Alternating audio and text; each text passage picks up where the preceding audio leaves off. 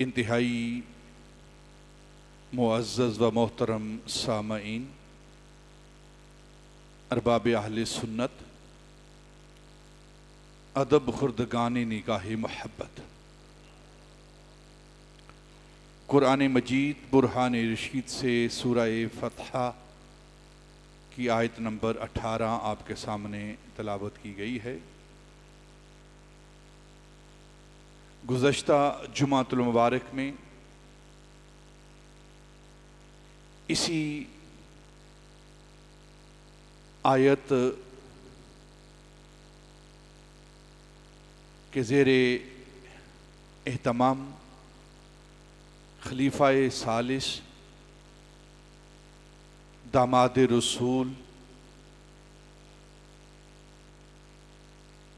ہم زلف علی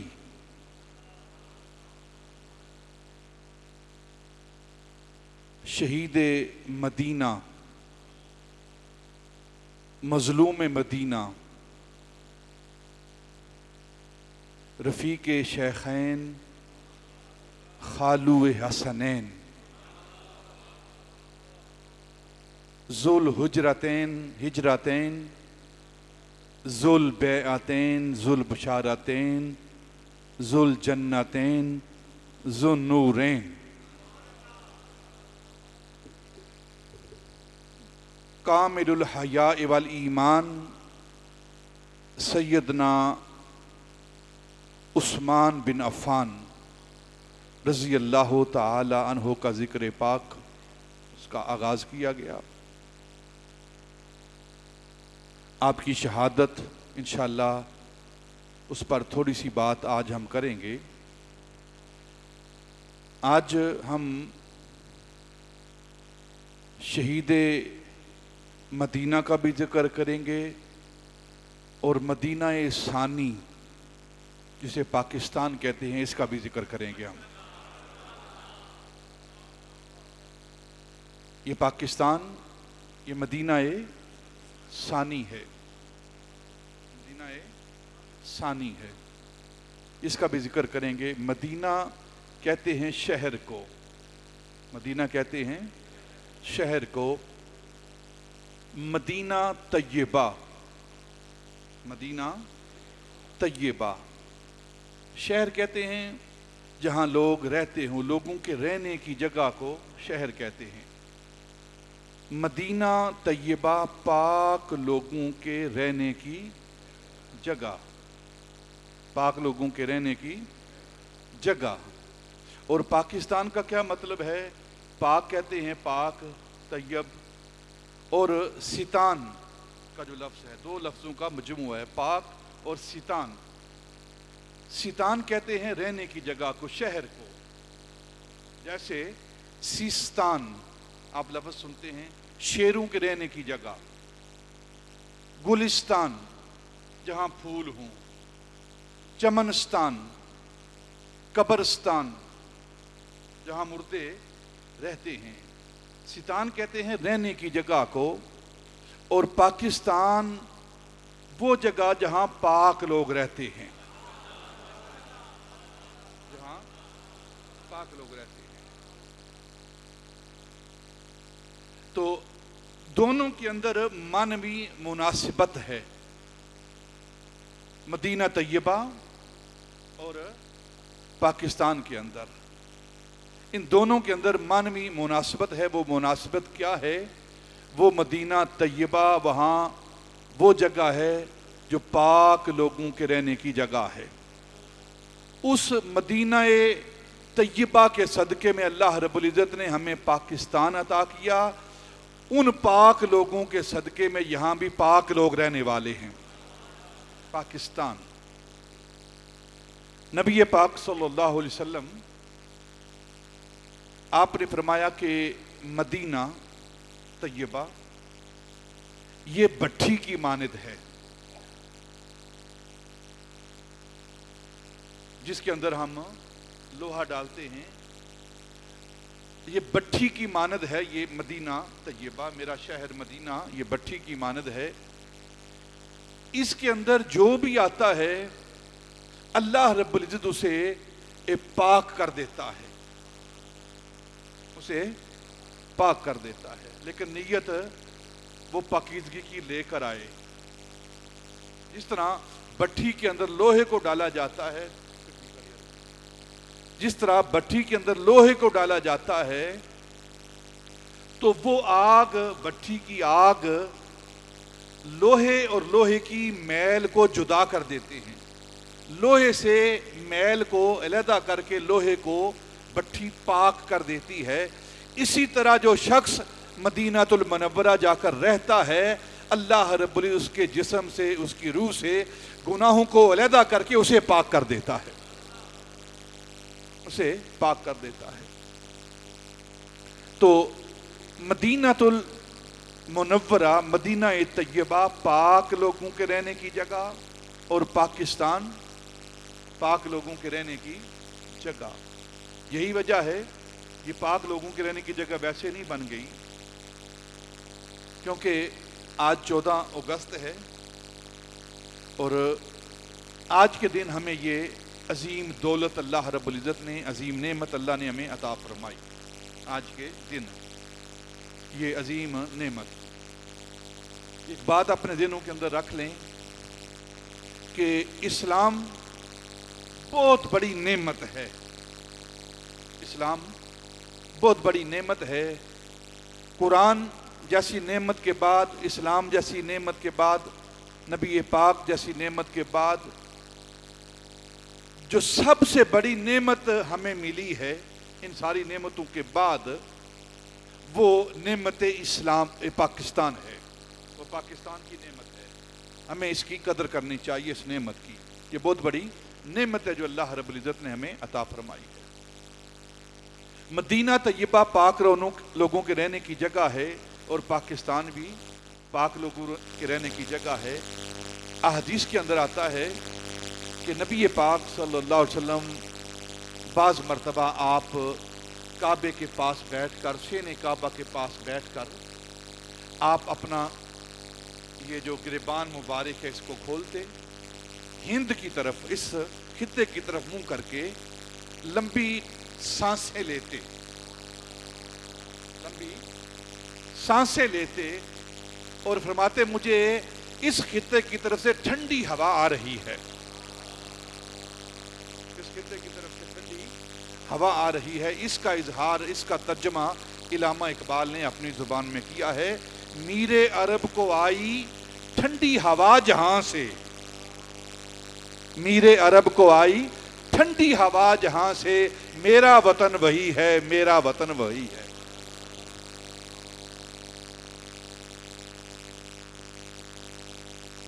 یہ پاکستان پاک لوگوں کے رہنے کی جگہ۔ اللہ رب العزت نے اس ملک کو، آج 14 اگست، اس حوالے سے اس نعمت کا ذکر کرنا ضروری ہے۔ اللہ رب العزت نے قرآن پاک کے اندر ارشاد فرمایا، جب تم پر کوئی نعمت ہو تو اس کا ذکر کیا کرو، وَأَمَّا بِنِعْمَتِ رَبِّكَ فَحَدِّثْ۔ یہ کیسی نعمت ہے، اللہ رب العزت نے یہ ملک ہمیں عطا کیا، اور کس رات کو، کس دن کو، کس مبارک گھڑی کو عطا کیا۔ ایک تاریخ ہم یاد رکھتے ہیں 14 اگست کی، کہ 14 اگست کو اللہ رب العزت نے یہ ہمیں ملک دیا ہے 1947 کے اندر۔ جو اصل رات ہے، جو اصل دن ہے، جو اصل مبارک گھڑیاں ہیں، وہ ہم بھول گئے ہیں۔ وہ اصل مبارک لمحات کون سے تھے؟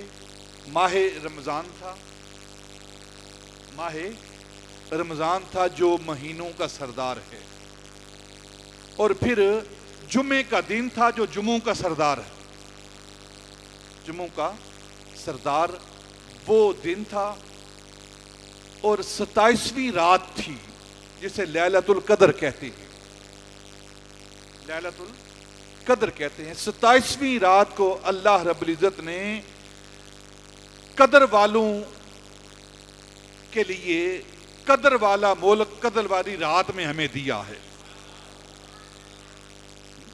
لیلۃ القدر یہ وہ رات ہے جو 1000 مہینوں سے بہتر ہے، جس رات کو اللہ رب العزت لیلۃ القدر کہہ رہا ہے۔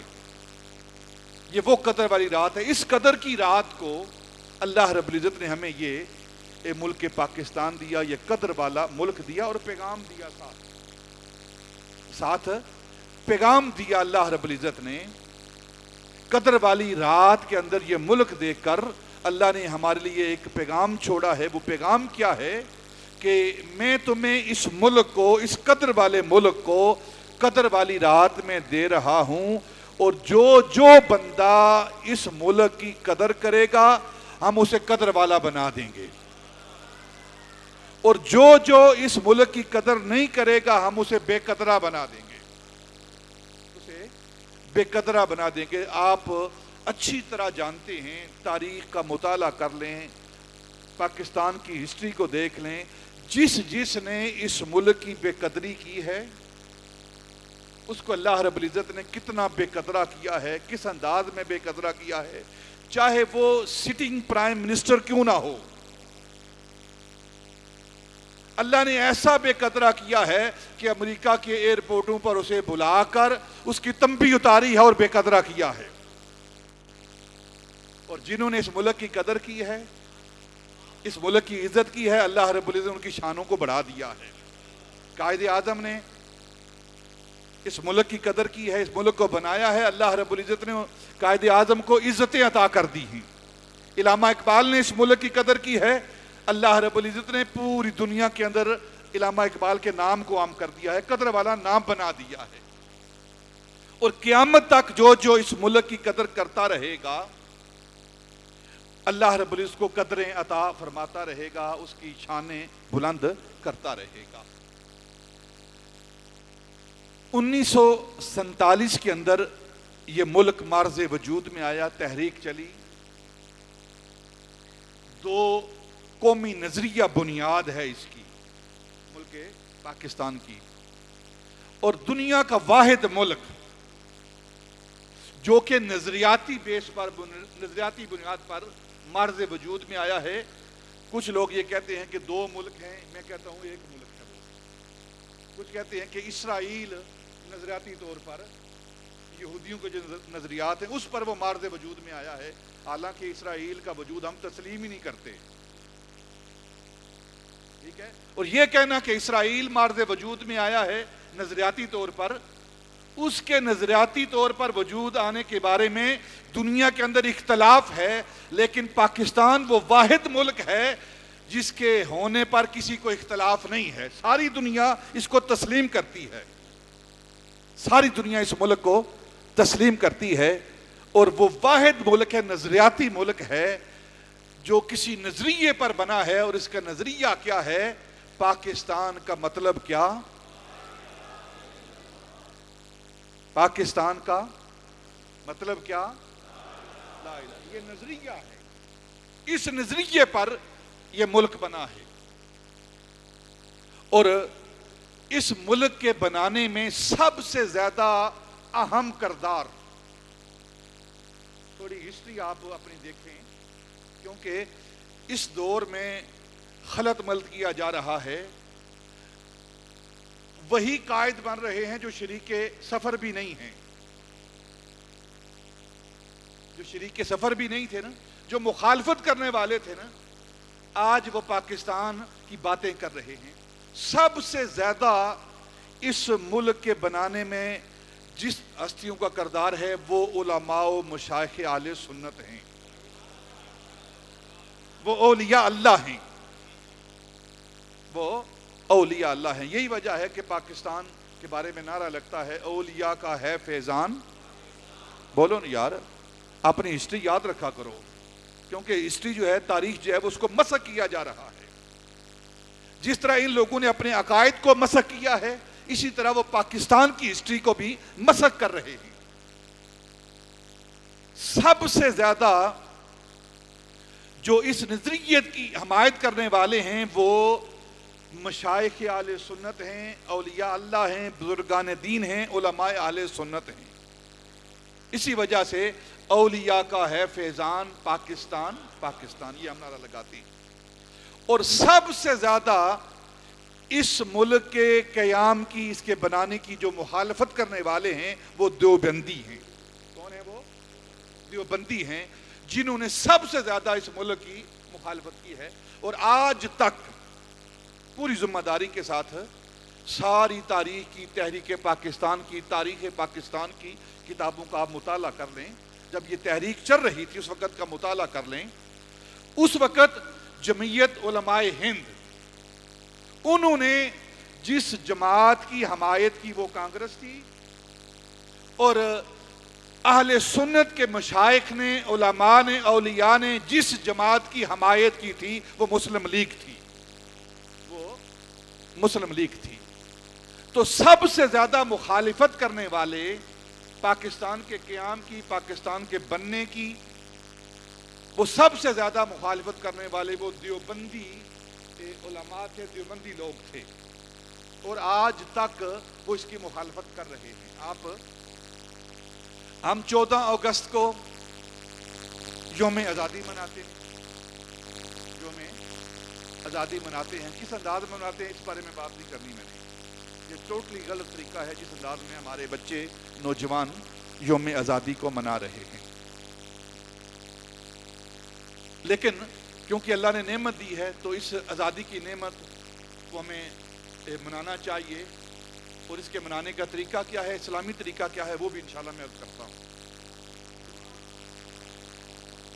15 اگست کو ہندوستان والے وہ یوم آزادی مناتے ہیں، 15 اگست کو۔ آپ نیٹ پر چلے جائیں، پچھلے سالوں کے اندر آپ کو دارالعلوم دیوبند کا وہ دن اور وہ لمحات آپ کو ملیں گے۔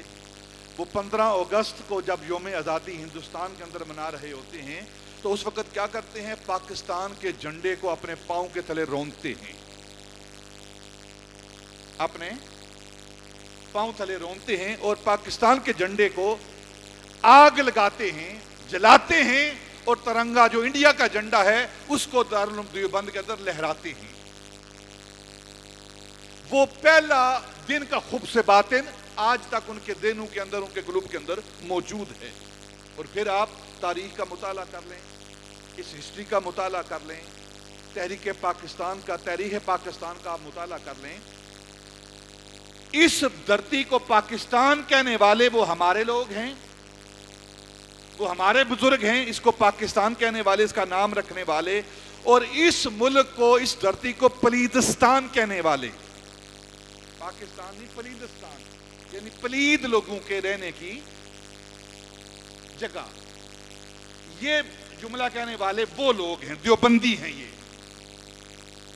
میں آپ کو تاریخ آپ کے سامنے رکھ رہا ہوں۔ آج کے دور میں یہ کتابیں چھپ رہی ہیں اور نیٹ پر یہ مضامین آ رہے ہیں، بیان آ رہے ہیں کہ تحریک پاکستان میں علماء دیوبند کا کردار، یہ عنوان سن کر جو پڑھے لکھے لوگ ہیں وہ ہنستے ہیں، مسکراتے ہیں۔ یہ کس قسم کی خدمات ہیں اور کس قسم کا کردار ہے جو آج بیان کیا جا رہا ہے، کس طرح تاریخ کو پتہ کیا جا رہا ہے۔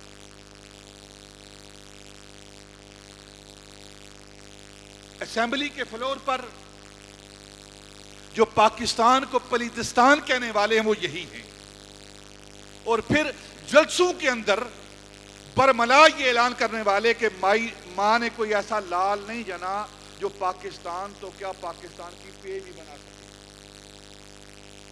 سن رہے ہیں آپ کی نہیں سن رہی ہے؟ یہ وہ لوگ ہیں جو جن کا پورا ریکارڈ موجود ہے کتابوں کے اندر۔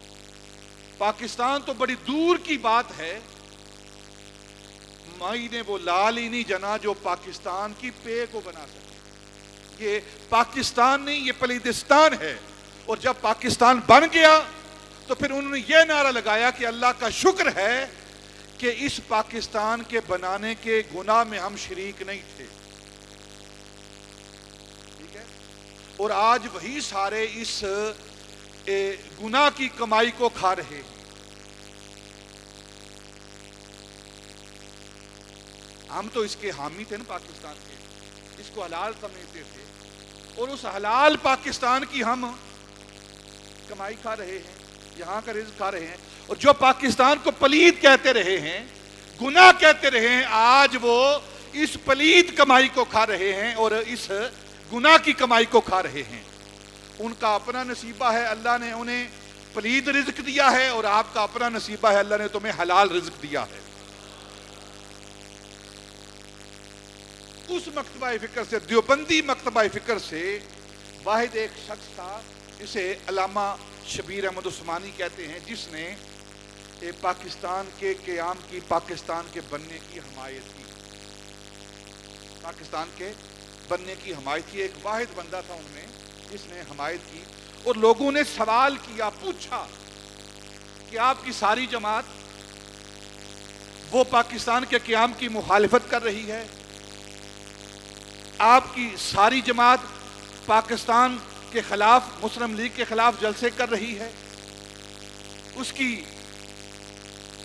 بنیاد کے خلاف ہے، پاکستان کے بننے کے خلاف ہے، اور آپ اکیلے پاکستان کے حق میں ہیں، اس کی کیا وجہ ہے؟ آپ اپنی جماعت کی طرف کیوں نہیں ہیں؟ تو ان کے جو جملے ہیں وہ تاریخ کے اندر نقل ہیں۔ انہوں نے کہا کہ میں پاکستان کے بننے کی حمایت کیوں کر رہا ہوں، اس کے پیچھے ایک بہت بڑا معاملہ ہے۔ وہ معاملہ کیا ہے؟ کہتے ہیں میں نے ایک مرتبہ رات کو خواب دیکھا، علامہ شبیر احمد عثمانی دیوبندی مکتبہ فکر کے عالم، میں نے خواب دیکھا، اور خواب میں نے چہرہ بددہا نبی پاک صلی اللہ علیہ وسلم کی زیارت کی، اور میں کیا دیکھتا ہوں کہ نبی پاک صلی اللہ علیہ وسلم کے ساتھ محمد علی جناح، جنہیں ہم قائد اعظم کہتے ہیں، وہ ساتھ کھڑے ہیں، اور نبی پاک فرماتے ہیں یہ میرا مجاہد ہے، یہ میرا مجاہد ہے۔ اور آپ علامہ شبیر احمد عثمانی کہتے ہیں کہ جب سے میں نے یہ خواب دیکھا ہے تو میں اس طرف ہو گیا ہوں جس طرف نبی پاک ہیں، جس طرف نبی پاک ہے میں اس طرف ہو گیا ہوں۔ اب مجھے جماعت کی کوئی پرواہ نہیں، جماعت کی کوئی پرواہ، جماعت جس طرف مرضی جائے، میں تو اس طرف ہوں جس طرف نبی پاک ہیں۔ اور اس وقت سے میں نے قائد اعظم کی حمایت کا اعلان کیا ہے، اور مسلم لیگ کی حمایت کا اعلان کیا ہے، اور پاکستان کے قیام کی حمایت کا اعلان کیا ہے۔ واحد ایک بندہ ہے ان میں جس نے پاکستان کے بننے، پاکستان کے قیام کی حمایت کی۔ باقی ساری جماعت آج بھی آپ دیکھتے ہیں کہ سب سے زیادہ مخالفت عملی طور پر یہی لوگ کر رہے ہیں کہ اس ملک کے اندر قیام نہ ہو۔ جتنی دہشت گردی ہوئی ہے پچھلے دور میں، پوری ایمانداری کے ساتھ کسی مسئلے کی مخالفت نہیں کر رہا میں ہسٹری اور تاریخ آپ کے سامنے رکھ رہا ہوں، جو حقائق ہیں وہ آپ کے سامنے رکھ رہا ہوں، جو اصل چیز ہے وہ آپ کے سامنے رکھ رہا ہوں۔ آپ اخباریں، ساری نیوز ایجنسیز، ساری ایجنسیز جو ہیں وہ پوری برملا، فوج کی ایجنسیز ہیں، آئی ایس آئی اس بات پر شاہد ہے، ان کی رپورٹیں ہیں کہ پچھلے عرصے میں جتنی بھی دہشت گردی پاکستان کے اندر ہوئی ہے وہ کن لوگوں نے کی ہے، کن لوگوں نے کی ہے۔ مسجدوں کے اندر بم بلاسٹ ہوا ہے، امام بارگاہوں کے اندر بم بلاسٹ ہوئے ہیں، درباروں کے اندر بم بلاسٹ ہوئے ہیں، داتا علی اجمیری کے دربار پر، بابا فرید کے دربار پر نہتے لوگوں کو قتل کیا گیا ہے، ظلم و ستم کے پہاڑ ڈھائے گئے ہیں، خون کی ہولی کھیلی گئی ہے۔ وہ کن لوگوں نے کھیلی ہے؟ وہ یہی لوگ تھے جو تاریخ کے بدترین دہشت گرد تھے، وہ یہی لوگ تھے جو پہلے دن پاکستان کے بننے کی مخالفت کر رہے تھے اور آج استحکام میں پاکستان کی مخالفت کر رہے ہیں۔ اور لیکن یہ بات آپ ذہن کے اندر رکھیں، یہ وہ ملک ہے جو کسی دہشت گردی کی وجہ سے ختم نہیں ہوگا، کسی مال کی کمی کی وجہ سے ختم نہیں ہوگا۔ جب سے پاکستان بنا ہے، پہلا ایک دو وزیر اعظم چھوڑ دیں، قائد اعظم کو چھوڑ دیں، یا اس کے بعد جو فوراً آئے ہیں ان کو چھوڑ دیں، اس کے بعد جتنے بھی اس ملک کے رہنما آئے ہیں، لیڈر آئے ہیں، ان کی ہسٹری کو پڑھ لیں، جو بھی آیا ہے لوٹنے والا آیا ہے، جو بھی آیا ہے لوٹنے والا آیا ہے۔ سب نے لوٹ مار کی انتہا کی ہے، انتہا کی ہے۔ اگر آپ تھوڑا پڑھتے رہے ان کی ہسٹری کو، یہ حکمران ہمارے ساتھ کیا کرتے رہے ہیں، تو پھر آپ کی آنکھیں کھلیں کہ یہ ہمارے ساتھ کیا کر رہے ہیں، ملک کے ساتھ کیا کر رہے ہیں۔ بظاہر وہ بڑے ہمدرد نظر آتے ہیں، قوم کے لیے ہم نعرے لگاتے ہیں، ہم بھی بیوقوف لوگوں کی طرح نعرے لگاتے ہیں۔ جو جماعت ہماری بن گئی، اس کے پیچھے جو جس جماعت کو پسند کر لیا، چاہے وہ اچھا کرے برا کرے، بات جماعت کی نہیں ہے، بات نظریے کی ہے، بات وطن کی نہیں ہے، بات نظریے کی ہے کہ یہ وطن کس نظریے پر بنا ہے، اور جو اس نظریے کو قائم رکھنے والے ان کی حمایت کرنی چاہیے، جو ملک کے خیر خواہ ہیں ان کی حمایت کرنی چاہیے، اور جو ملک کے خیر خواہ نہیں ہے وہ کوئی بھی ہو اس کی حمایت نہیں کرنی چاہیے۔ تو پاکستان کے بننے سے لے کر اب تک اگر مال کی وجہ سے، پیسے کی وجہ سے، اقتصادی طور پر یہ ملک چلتا تو اب تک یہ ملک ختم ہو چکا ہوتا، جتنی لوٹ مار اس ملک میں ہوئی ہے۔ لیکن یہ ملک آج بھی چل رہا ہے، اتنی لوٹ مار کے باوجود سب کچھ اس کے خزانوں سے لوٹ کر لے جایا گیا ہے دوسرے ملکوں کے اندر، لیکن آج بھی یہ ملک چل رہا ہے۔ تو اس کا مطلب کیا ہے؟ کہ اس کا مطلب یہ ہے کہ اس کے پیچھے کوئی اور قوت ہے، کوئی اور طاقت ہے جو اس ملک کو چلا رہی ہے، اور وہ طاقت کیا ہے؟ وہ نبی پاک صلی اللہ علیہ وسلم کی نظر عنایت ہے اور اولیاء کی نگاہ ہے، جس وجہ سے آج بھی یہ ملک چل رہا ہے اور قیامت تک یہ ملک چلتا رہے گا۔ جس طرح اسلام قائم رہے گا، اسی طرح اسلام کے نام پر، نظریے پر بننے والا یہ ملک بھی قائم رہے گا۔ چھوٹا سا ہمارا ملک ہے، کوئی بڑا ملک نہیں ہے، لیکن ساری دنیا اس کی مخالفت کر رہی ہے۔ اسرائیل سب سے بڑا مخالف، انڈیا اس سے بڑا مخالف کرنے والا، پھر جو بظاہر ہمارے بھائی ہیں یہ عرب، بظاہر ہمارے بھائی ہیں، سب سے زیادہ یہ مخالفت کرنے والے ہیں آپ کے ملک۔ وہ کسی طرح بھی نہیں چاہتے کہ آپ کا ملک اقتصادی طور پر، معاشی طور پر، معاشرتی طور پر امن و سکون کا گہوارہ ہو، اس ملک کو ترقی ملے، کبھی نہیں چاہتے وہ، کوئی بھی نہیں چاہتا وہ اس ملک کو بڑھتا پھلتا پھولتا نہیں دیکھنا پاتا۔ امریکہ سخت مخالف ہے، ارد گرد کے ملک، اگر آپ افغانستان کو دیکھ لیں، ہمارا وہ بھائی ہے، مسلمان بھائی ملک ہے، لیکن اس کا کردار دیکھیں، جب جو دل کے اندر ہوتا ہے نا وہ نکلتا ہے۔ جب یہ ورلڈ میچ ہوتے ہیں، کرکٹ کے میچ ہوتے ہیں، تو اس وقت دیکھا کرو کہ ان کے اندر پاکستان کے والے سے کتنی خباثت ہے۔ حالانکہ سارے افغانستان کو جب امریکہ نے وہاں چڑھائی کی اور رشیا نے چڑھائی کی، تو سب سے زیادہ افغانیوں کو پناہ دینے والا ملک وہ پاکستان ہے۔ اور ہم نے ان بھائیوں کو کیسی پناہ دی ہے؟ ہم نے اپنی تجوریوں کی چابیاں ان کے حوالے کی، سارا کاروبار ان کے حوالے نہیں کیا۔ آپ کے جتنے بھی مارکیٹیں ہیں، جتنے بھی کاروباری مراکز ہیں جہاں آپ کے کاروبار چلتے ہیں، ان کی حفاظت کرنے والے کون ہیں؟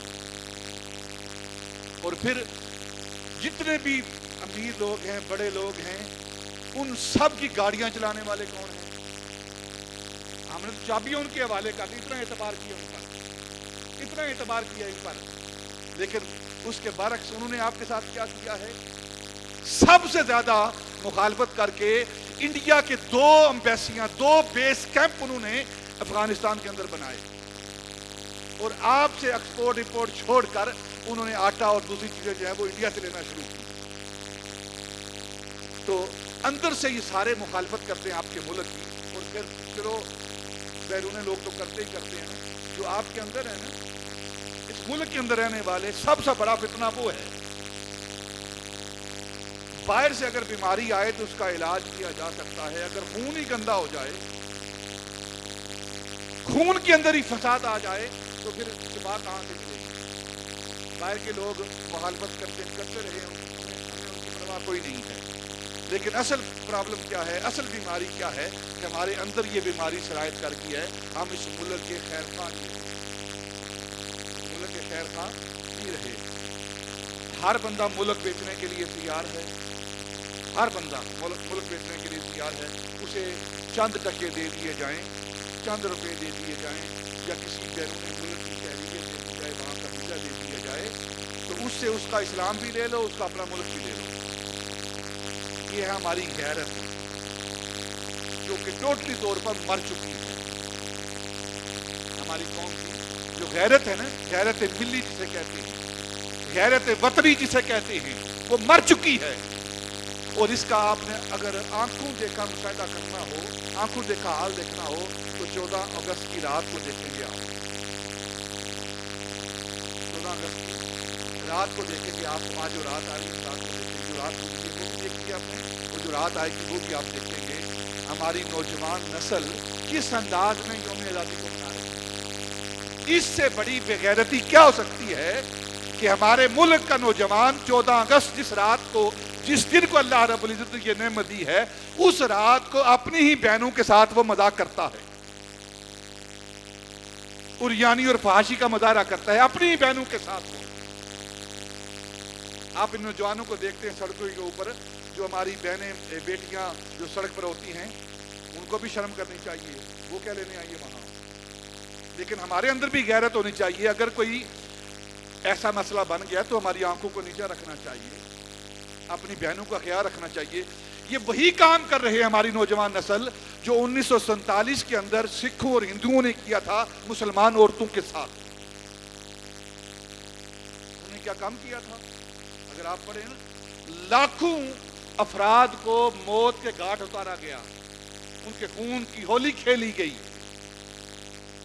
امرتسر سے، انڈیا سے، مختلف شہروں سے جو ٹرینیں آتی تھی لاہور کی طرف، جب موو ہو رہا تھا، پاکستان بن گیا تھا اور لوگ یہاں موو ہو رہے تھے، آ رہے تھے، تو ٹرینیں آتی تھی، وہ ٹرینیں ان کی بگیاں ساری وہ لاشوں سے بھری ہوتی تھی، اور ان بگیوں کے اندر، ان ٹرینوں کے ڈبوں کے اندر خون کے وہ چھپڑ بنے ہوتے تھے، اور چھوٹے چھوٹے معصوم بچوں کو ان کی گردنیں کاٹ کے ان کے جسموں کو رکھ کر بھیجا جاتا۔ ہماری اکثر مائیں بہنیں بیٹیاں اس وقت انہوں نے دریا کے اندر، کنووں کے اندر وہ چھلانگیں لگائی ہیں اپنی عزت کو بچانے کے لیے، اپنی ناموس کو بچانے کے لیے۔ وہ کام جو تقسیم ہند کے وقت، پاکستان کے وقت سکھ اور ہندو کر رہے تھے، آج ہماری قوم وہ کر رہی ہے۔ پھر ان میں اور ہم میں کیا فرق رہا؟ اس کا مطلب یہ ہے کہ ہم سے وہ غیرت جو ہے وہ ختم ہو چکی ہے۔ اور پھر آپ نے نظریے کو چھوڑ دیا، ہم نے، ہمارا نظریہ اسلام کا نظریہ ہے، قرآن کا نظریہ ہے، توحید کا نظریہ ہے، رسالت کا نظریہ ہے، اپنی ایک تہذیب ہے ہماری، اس تہذیب کو چھوڑ کے ہم نے پھر انڈین تہذیب کو ہم نے اپنایا ہے۔ سارے ڈرامے ہماری مائیں بہنیں بیٹیاں، گھر کی عورتیں، ہم خود سارے ڈرامے انڈیا کے دیکھتے ہیں، فلمیں انڈیا کی دیکھتے ہیں۔ اور اندرا گاندھی نے برملا اعلان کیا تھا، یہ جس نظریے کی یہ پاکستانی بات کرتے ہیں کہ ہم نے اس ملک کو نظریاتی طور پر حاصل کیا ہے، اس نظریے پر حاصل کیا ہے، وہ نظریہ ہم نے بحر خلیج کے اندر ہم نے بہا دیا ہے، اپنی فلمیں بیچ کر، اپنا کلچر بیچ کر۔ یہ جتنا ہم شادی بیاہ کی رسمیں کرتے ہیں، یہ ہندوانہ رسمیں ہیں، وہاں سے آئی ہیں۔ اور پھر ستی کی رسم جو ہے اب تو تھوڑی کم ہو گئی ہے، پہلے یہ ہوتی تھی کہ ایک عورت کا خامد فوت ہوتا تھا تو ساری عمر وہ عورت دوسری شادی نہیں کرتی تھی۔ ہندو کلچر کے اندر اس عورت کو اس مرد کے ساتھ، خامد کے ساتھ جلا دیا جاتا تھا، اور یہاں اسے زندہ رکھ کے جلایا جاتا ہے۔ یہ تو وہی رسم ہے نا، ہندوانہ رسم۔ اسلام کا نظریہ تو یہ نہیں ہے، اسلام کا نظریہ یہ نہیں ہے، یہ تو ہندوانہ معاملہ تھا۔ اور بہت سارے کلچر، یہ مہندی کی رسم جو ہے جو ہم شادیوں کے اندر کرتے ہیں، یہ ہماری اپنی رسم ہے، کوئی اسلام کی رسم ہے، یہ ہندوانہ رسم ہے۔ بہت ساری رسوم ہیں جو ہمارے اندر سرایت کر چکی ہیں، اور ہم نے اسے بڑی آن بان کے ساتھ قبول کیا ہے۔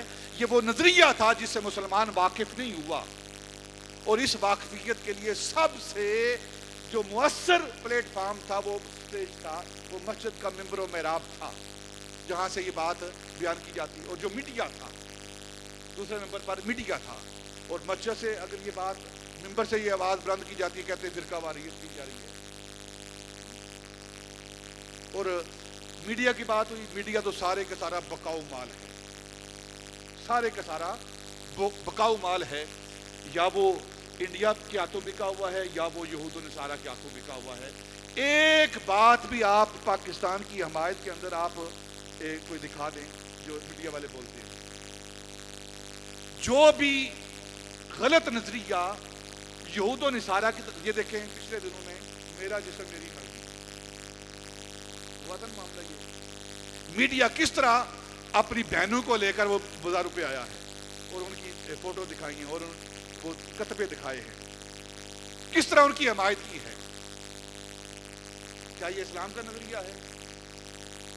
یہ ان لوگوں کا نظریہ ہے جن کے ہاتھوں یہ بکے ہوئے ہیں، انہوں نے اپنا ضمیر، اپنا ایمان، سب کچھ چند ٹکوں کے عوض بیچ دیا ہے۔ جو جہاں سے اصلاح ہونی تھی، اور یورپ کا کلچر دکھایا جاتا ہے، وہاں کی ساری برائیاں آپ دیکھتے ہیں، میڈیا کو دیکھتے ہیں، ساری برائیاں یورپ کی اس ویسٹرن سوسائٹی کی آپ کو دکھائی جاتی ہیں آپ کے معاشرے کے اندر۔ کوئی اصلاحی پہلو دکھایا جاتا ہے کہ لوگ ایک وہاں اچھی باتیں بھی ہیں، اچھی باتیں بھی وہاں ہیں، انسانیت کی قدر و قیمت، انسانیت کا خیال، جانوروں کا خیال، وہ سب کچھ دکھایا جاتا ہے وہاں۔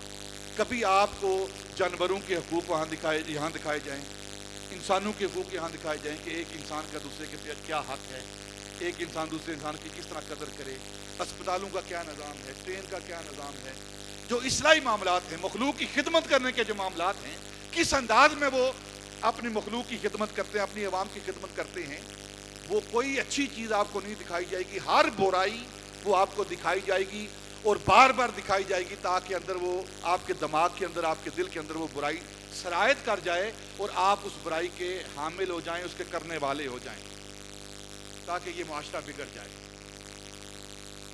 چاہیے یہ تھا کہ جو معاشرے کی اچھی اشیاء ہیں، اچھی چیزیں ہیں، جو اچھی اقدار ہیں، وہ دکھائی جائیں اور قوم کی تربیت کی جائے۔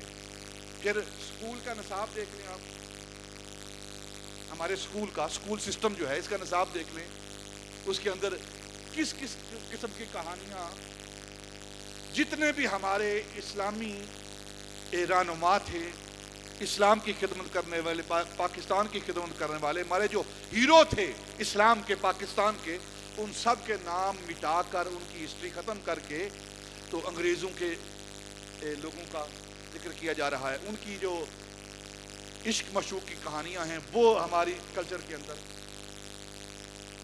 اور پھر کس انداز میں باتصویر یہ اخلاقی نظام جو ہے، جو سیکولر سسٹم ہے، وہ دکھایا جا رہا ہے۔ قوم کو کس طرح بے حیا کیا جا رہا ہے اس نصاب کے طور پر۔ جتنے بھی یہ بڑے اسکول ہیں جہاں بڑے فخر کے ساتھ اپنے بچوں کو بھیجتے ہیں، وہاں کس طرح اسلامی تعلیم کا، اسلامی نظام کا، جس کو اسلام نے حرام کیا ہے، اس زنا کو، ان سارے معاملات کو کس طرح اس کو پروموٹ کیا جا رہا ہے، اور ہمارے کلچر کے اندر یہ شامل کیا جا رہا ہے۔ لیکن ہم خاموش بیٹھے، روٹی میرے یہ بس ٹھیک ہے، کوئی بات نہیں۔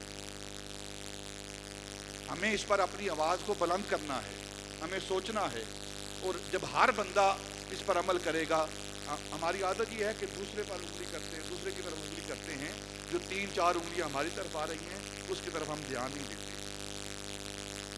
تو واپس آتا ہوں، یہ درد دل تھا تو جو میں نے بیان کیا ہے۔ پاکستان کی مخالفت کرنے والے وہ تھے جو آج اس کا مال کھا رہے ہیں، اور پاکستان کی حمایت کرنے والے وہ ہمارے علماء تھے، ہمارے مشائخ تھے۔ 7,000 علماء و مشائخ اہل سنت نے پاکستان کی اور مسلم لیگ کی حمایت کا اعلان کیا، اس کے قیام کا اعلان کیا، اور ان سب کی رہنمائی کرنے والے، ان سب کے امام، ان سب کی امیر حضرت امیر ملت پیر جماعت علی شاہ سنوسی پاکستان، وہ یہ علی پور کے پیر محدث علی پوری حافظ جماعت علی۔ جب یہ تحریک پاکستان چل رہی تھی نا، کانگریس کی حمایت کرنے والے وہ دوسرے دیوبندی علماء تھے، اور مسلم لیگ کی حمایت کرنے والے یہ ہمارے سنی علماء تھے۔ اس وقت لوگ جماعتیں بنا کر جماعتوں کی حمایت کر رہے تھے، تو کسی نے حضرت پیر جماعت علی شاہ رحمۃ اللہ تعالی علیہ آپ سے پوچھا، حضور آپ کس جماعت کی طرف ہیں؟ آپ کی جماعت کون سی ہے؟ آپ نے فرمایا، بے وقوف، میرے نام کو نہیں جانتا تو میرے نام کو نہیں پڑھتا؟ میرا نام کیا ہے؟ میرا نام بتا رہا ہے میری جماعت کون سی ہے۔ میرا نام جماعت علی ہے، میں علی کی جماعت کا ہوں، میں علی کی جماعت کا ہوں۔ وہ حضرت محدث علی پوری پیر جماعت علی شاہ، حضرت علامہ عبدالغفور ہزاروی، سید احمد سعید کاظمی، پیر مانکی شریف، ابو الحسنات، یہ حزب الاناف والے، یہ 7,000 علماء مشائخ کا اجتماع انہوں نے قرارداد پیش کی تھی، اور قرارداد کیا تھی کہ قائد اعظم محمد علی جناح یہ ہمارے قیام پاکستان کے وکیل ہیں، قیام پاکستان کے وکیل ہیں، یہ ہماری وکالت کر رہے ہیں، اور ہم اعلان کرتے ہیں ان کی حمایت کا، اور یہ بھی اعلان کرتے ہیں اگر مسلم لیگ اور قائد اعظم کبھی اس سے دستبردار بھی ہو جاتے ہیں، اس نظریے سے، اس قیام پاکستان سے علیحدہ بھی ہو جاتے ہیں، تو ہم یہ قرارداد پیش کرتے ہیں کہ پاکستان کے قیام سے ہم کبھی بھی دستبردار نہیں ہوں گے، کبھی بھی دستبردار نہیں ہوں گے۔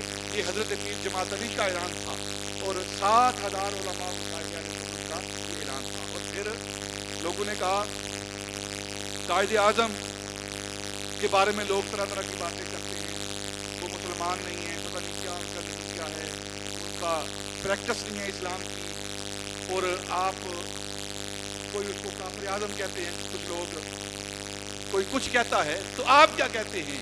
اب میں لوگ جو مرضی کہیں، حضرت پیر جماعت علی شاہ رحمۃ اللہ تعالی علیہ، لوگ جو مرضی کہیں قائد اعظم کو، لیکن میں کیا کہتا ہوں، جماعت علی کیا کہتا ہے، میں قائد اعظم کو ان لوگوں کی طرح نہیں کہتا، میں بلکہ قائد اعظم کو اللہ کا ولی کہتا ہوں، اللہ کا ولی کہتا ہوں۔ اور یہ وہ ہستی ہیں، غیروں کی زبان سے یہ لفظ موجود ہیں کہ رسول اللہ نے فرمایا یہ میرا مجاہد ہے، میرا مجاہد۔ اور پھر آج کے دور میں کچھ لوگ یہ کلیم کر رہے ہیں کہ قائد اعظم شیعہ تھے، ایک اور جو شروع ہو گیا شیعہ تھے، نماز جنازہ پڑھانے والے حنفی، جن کے پیچھے قائد اعظم نمازیں پڑھتے رہے، وہ حنفی سنی لوگ۔ اور پھر یہ اسلامک یونیورسٹی علی گڑھ کے اندر، علی گڑھ یونیورسٹی، جب بھی قائد اعظم سے اسٹوڈنٹ جو ہیں وہ ایک ٹائم لیتے، وقت لیتے کہ ہم نے آپ سے گفتگو کرنی ہے، بات کرنی ہے، تو آپ ان طلباء کو جو وقت دیتے وہ یونیورسٹی کے اندر کا وقت دیتے، اس کے حال کے اندر وہ بیٹھتے اور طلباء سوال کرتے، پوچھتے، آئندہ جو نیا عمل ہے اس کے بارے میں سوال کرتے تو قائد اعظم جواب دیتے۔ اور جب وہ سوال و جواب کی نشست ہو رہی تھی تو کچھ لوگوں کے ذہن کے اندر یہ تھا کہ قائد اعظم اپنا مسلک جو ہے وہ چھپاتے، اپنے مسلک کا اظہار نہیں کرتے۔ اور جس طرح آج کے دور میں یہ بات ہے، یہ بات وہیں سے آئی ہے کہ وہ شیعہ تھے، کچھ لوگوں کے ذہن میں آیا کہ یہ شیعہ ہیں قائد اعظم، تو یہ نظریہ رکھ کے، یہ تھاٹ جو ہے وہ اپنے ذہن کے اندر رکھ کے انہوں نے، ایک شخص نے ان کا سوال کیا کہ سیدنا عمر فاروق رضی اللہ تعالیٰ عنہ کے حوالے سے ایسا سوال کیا کہ ان کی شان کے اندر کمی واقع ہو جائے، اور قائد اعظم اگر شیعہ ہوں گے تو وہ جواب دیں گے اس بارے میں کہ ٹھیک ہے آپ کی بات، اگر اس کی برعکس ہے تو وہ بھی جواب دیں گے۔ تو اس نے ایسا سوال کیا سیدنا فاروق اعظم کی حیات طیبہ کے بارے میں، تو قائد اعظم رحمۃ اللہ تعالیٰ علیہ اٹھ کر کھڑے ہوئے، آپ نے فرمایا میرے بیٹے بات سن، اگر اسلام کی ہسٹری سے سیدنا فاروق اعظم کو نکال دیا جائے تو اسلام کے پاس رہتا کیا ہے؟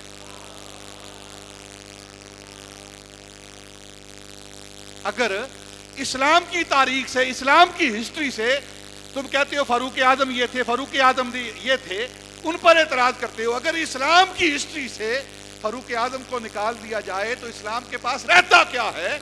یہ تو وہ ہستی ہے جو شوکت اسلام ہے، جو عزت اسلام ہے، جو ناموس اسلام ہے، اور جس کو رسول اللہ نے مانگ کے لیا ہے، انہوں نے اپنا عقیدہ واضح کر دیا ہے، وہ کون تھے؟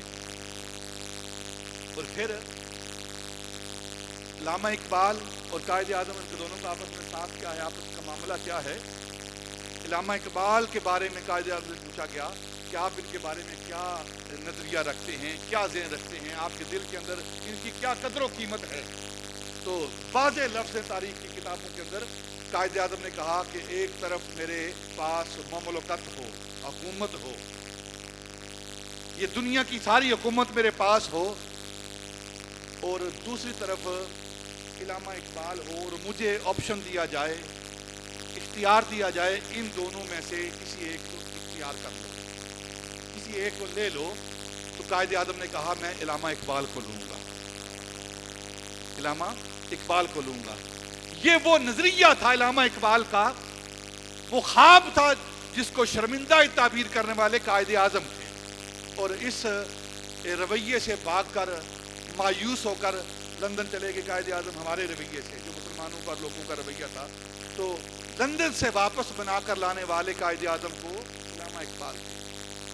اور قائد اعظم کیا کہہ رہے ہیں؟ اگر اسلام کی ہسٹری سے فاروق اعظم کو نکال دیا جائے تو اسلام کے پاس کیا رہتا ہے؟ اور علامہ اقبال کیا کہتے ہیں؟ اسلام کے دامن میں اور اس کے سوا کیا ہے؟ اسلام کے دامن میں اور اس کے سوا کیا ہے؟ ایک سجدہ شبیری، ایک ضرب ید اللہ ہی. کیسے نظریے ہیں خلفائے راشدین کے بارے میں، ان بانیان پاکستان کے اور مصور پاکستان کے. اور آج اسی ملک کے اندر ان خلفائے راشدین کی ذاتوں پر طعن و تشریح کے تیر چلائے جاتے ہیں. سیدنا عمر فاروق، سیدنا ابوبکر صدیق، سیدنا عثمان غنی کی ذاتوں پر طعن و تشریح کے سب و شتم کے تیر چلائے جاتے ہیں اسی ملک کے اندر. جس بانی نے، جس قائد نے یہ ملک بنایا، اس کا نظریہ کیا تھا؟ وہ یہ کہہ رہا ہے کہ اگر فاروق اعظم کو نکال دیا جائے تو اسلام کے پاس کچھ نہیں رہتا. اگر سیدنا امام حسین اور حضرت مولا علی کو نکال دیا جائے تو اسلام کے پاس کچھ نہیں رہتا.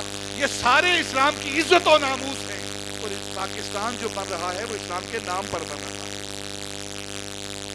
قائد اعظم رحمۃ اللہ تعالی علیہ، ان کے بارے میں آتا ہے جب ان کا وصال ہوا پاکستان بننے کے بعد تو ایک شخص دیکھا کہ نبی پاک صلی اللہ علیہ وسلم اور کچھ اصحاب آپ کے ساتھ کھڑے ہیں. تو پوچھا یا رسول اللہ آپ یہاں کھڑے ہیں؟ تو فرمانے لگے آج ہمارا دوست ہمارے پاس آ رہا ہے، اس کے استقبال کے لیے کھڑے ہیں. یہ چھوٹی نعمت نہیں ہے پاکستان جو ہمیں ملا، اس کی قدر کریں. اور قدر کیسے کرنی ہمیں؟ جیسے ہمارے بچے کریں گے. طوفان بدتمیزی ہوگا، یہ والدین کی ذمہ داری ہے. اگر آپ کنٹرول نہیں کرتے تو کل اللہ کے حضور ہم نے پیش ہونا ہے. کوئی محبت نہیں ہے کہ انہیں آوارہ گردی کے لیے سڑکوں کے اوپر بھیجائے، خود خودی کرنے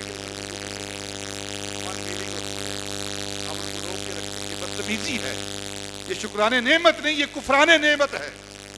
جب نعمت ملتی ہے تو اس پر انسان اللہ کا شکر نہ ادا کرے بلکہ اس کی نافرمانی کرے تو یہ کفرانے نعمت ہے. شکرانے نعمت کیا ہے؟ شکرانے نعمت یہ ہے کہ اس دن ہم اللہ کی بارگاہ میں حاضر ہو جائیں، سجدہ شکر ادا کریں، نفل پڑھیں، نبی پاک کی ذات پر درود بھیجیں، رات مسجدوں کو آباد کریں، تاکہ جو اللہ نے پاکستان کی صورت میں ہمیں نعمت دی ہے ہم اس نعمت کا شکر ادا کریں، سجدہ شکر ادا کریں. لیکن وہاں تو میدان جنگ بنا ہوتا ہے پولیس والوں اور ان نوجوان بچوں کے درمیان. پولیس والے بیچارے پیچھے پیچھے بھاگتے ہیں، ان کو روکتے ہیں، اور کوئی ادھر سے نکلتا ہے، کوئی ادھر سے بدتمیزی کرتا ہے، کوئی ادھر سے موٹر سائیکل کہ وہ سلنسر نکال کے وہ بدتمیزی کر رہا ہے، لوگوں کو تکلیف دے رہا ہے. ون ویلنگ ہو رہی ہے. اور یہ بات پوری طرح سن لیں، اگر ون ویلنگ کے اندر کوئی بچہ مرتا ہے گر کر تو وہ حرام موت مرتا ہے، وہ کوئی شہادت کی موت نہیں ہے، وہ حرام موت مرتا ہے، وہ خودکشی کرتا ہے. کیونکہ اللہ رب العزت نے جان کی حفاظت کرنے کا حکم دیا ہے. دیکھیں نا، علماء کا فتویٰ ہے کہ آگ میں چھلانگ لگانا حرام ہے. کیوں؟ خودکشی ہے یہ. اور اسی طرح کوئی ایسا عمل کرتا ہے جس کی اللہ کے رسول نے اجازت نہیں دی، وہ عمل کرتا ہے تو وہ حرام کام کا مرتکب ہوتا ہے. تو ایسے معاملے میں اگر کوئی مر جاتا ہے تو وہ حرام موت مر رہا ہے، وہ پاکستان کے بننے کی خوشی کی موت نہیں لے رہا، وہ حرام موت مر رہا ہے. اور اس کا جو موت ہے وہ حرام موت ہے، خودکشی کی موت ہے. ہمیں اپنے بچوں کو ایسی موت سے اور ایسے زخموں سے بچانا چاہیے جو حرام زخم لگے ہوں. اگر زخم لگانا ہے تو نبی پاک کی محبت کا زخم لگائیں سینوں کے اندر. یہ حرام زخم کیوں لگاتے ہیں ہم؟ تو یہ والدین کی ذمہ داری ہے اپنے بچوں کو روکیں، ان کو تہذیب، ان کو اپنے پاس بٹھائیں اور بٹھا کر اسلام کی ہسٹری کہ ان ہندوؤں نے جن کی ہم فلمیں دیکھتے ہیں، جن کے کلچر کو اپناتے ہیں، جن کے بال سٹائل جو ہیں، ہیئر سٹائل جو ہیں وہ اپناتے ہیں، اور جن کی ہر چیز کو ہم اپناتے ہیں، انہوں نے ہمارے ساتھ کیا کیا تھا، ہمارے بڑوں کے ساتھ کیا کیا تھا، کس طرح خون کی ہولی کھیلی تھی انہوں نے، یہ سکھ، انہوں نے ہمارے ساتھ کیا کیا تھا، یہ بتائیں، اپنی تاریخ بتائیں۔ میں آپ کی انفارمیشن کے لیے ایک بات کرتا ہوں، دنیا کے سارے سکولوں کے اندر جہاں بنگلہ سکول ہیں، یہ بنگالی سکول جو ہیں پوری دنیا کے اندر، بنگلہ دیش کے اندر تو یہ کام ہونا ہی ہونا ہے نا، لندن کے اندر چلے جائیں، آسٹریلیا کے اندر چلے جائیں، دنیا کے جس ملک کے اندر چلے جائیں، جہاں جہاں بنگالی سکول ہیں ان کے، ان سکولوں کے اندر آپ کے ساتھ، پاکستان کے ساتھ ان بچوں کو ان کے ذہنوں کے اندر زہر بھرا جا رہا ہے کہ آپ کے سب سے بڑے مخالف وہ پاکستانی ہیں، ان کے اندر یہ زہر بھرا جا رہا ہے، اور یہ باتیں کی جا رہی ہیں کہ سانپ اتنا خطرناک نہیں ہے جتنا پاکستانی آپ کے لیے خطرناک ہے۔ وہ اپنی قوم کی تربیت کر رہے ہیں، آپ کے بارے میں زہر بھر رہے ہیں، اور آپ محبتیں بانٹ رہے ہیں، ان کے کلچر کو اپنا رہے ہیں۔ انسان کے اندر اپنی غیرت ہونی چاہیے، اپنے ملک کی غیرت ہونی چاہیے، اپنے دین کی غیرت ہونی چاہیے، کہ دشمن تو ہمارے خلاف ہر طرح کی تیاری کر رہے ہیں اور ہم سوئے ہوئے ہیں، پتہ ہی نہیں ہمیں، سوائے روٹی کی اور فکر کوئی نہیں ہمیں۔ اگر ہم نے اپنے آپ کو بچانا ہے، اپنے کلچر کو بچانا ہے، اسلام کو بچانا ہے، ایمان کو بچانا ہے، تو پھر ہمیں تیاری کرنی پڑے گی، نصاب کی تیاری کرنی پڑے گی، تعلیمی میدان کے حوالے سے تیاری کرنی پڑے گی۔ ایسا بدنیت میڈیا اس کو ریجیکٹ کرنا پڑے گا جو اس پاکستان کے خلاف باتیں کرتا ہے، جو اسلام کے خلاف باتیں کرتا ہے، جو افواج پاکستان کے خلاف باتیں کرتا ہے۔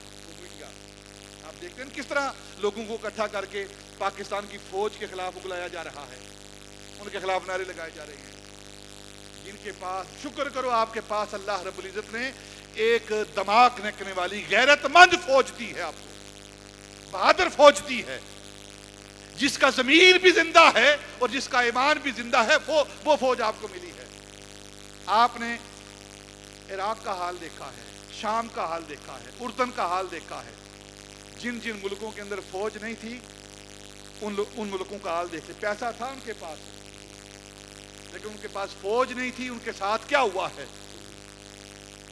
ان کی بلڈنگوں کو، ان کے لوگوں کو مسمار کر دیا گیا ہے، کتے کی موت مارا جا رہا ہے، فلسطین کے اندر کیا ہو رہا ہے، اور آپ کی طرف اگر آنکھ اٹھا کر نہیں دیکھا جا رہا تو اس کا سبب کیا ہے؟ وہ آپ کے پاس ایک واحد ادارہ ہے جسے ہم فوج کہتے ہیں۔ میں یہ بات نہیں کہتا کہ بہت بڑا سہارا ہے فوج، لیکن ایک بات ضرور کہتا ہوں، اللہ اور رسول کے بعد ہمارے پاس ملک کی سلامتی کے لیے، قوم کی سلامتی کے لیے اگر ہمارے پاس کوئی ادارہ ہے تو وہ فوج کا ادارہ ہے۔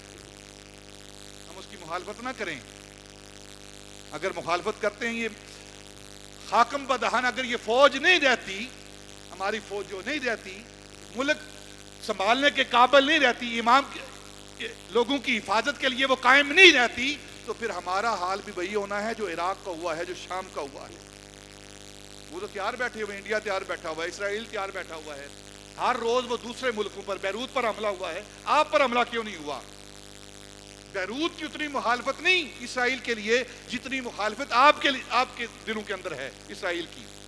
ہم اس اسٹیٹ کو مانتے ہی نہیں ہیں، لیکن وہ اگر نہیں بڑھ رہے تو اس کا سبب یہ ہے کہ آپ کے پیچھے ایک بڑی قوت ہے، اللہ رسول کے بعد وہ قوت فوج کی قوت ہے۔ ہم اپنی فوج کا شانہ بشانہ کھڑے ہوں، اپنی فوج کی حمایت کریں۔ میں یہ نہیں کہتا کہ ان میں بڑے بڑے سارے ولی ہیں، فوج میں سارے ولی ہیں، کوئی کرپٹ نہیں ہے، کوئی اس میں گنہگار نہیں ہے، سب کچھ ہوگا۔